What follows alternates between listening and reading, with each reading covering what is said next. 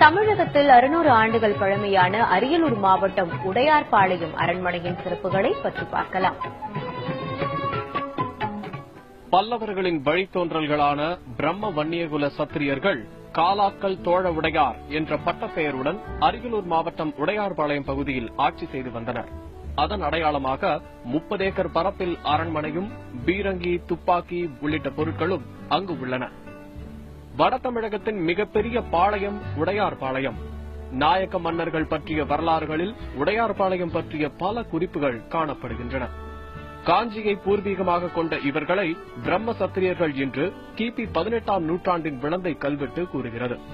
காஞ்சிபுரத்தை பல படையெடுப்புகளிலிருந்து காத்தவர்கள் என்பதால் காஞ்சி வரதராஜ பெருமாள் கோயிலில் இன்று வரை உடையார்பாளையம் உற்சவம் கொண்டாடப்படுகிறது.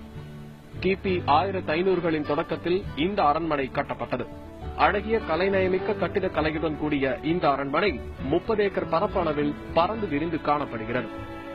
இதனை சுற்றிலும் அகழி, கோட்டை சுவர் ஆகியவை இருந்திருக்கின்றன. 64 அறைகள் இருந்த இந்த அரண்மனையில் 25 அறைகள் நன்றாக இருந்தன. அரண்மனையின் தர்பார் ஹால் மதுரை திருமலை நாயக்கர் அரண்மனை போன்று காணப்பட்டது. இத்தகைய பழமையும் பெருமையும் நிறைந்த இந்த அரண்மனை பராமரிப்பின்றி முழுவதுமாக சிதிலமடைந்து காணப்படுகிறது.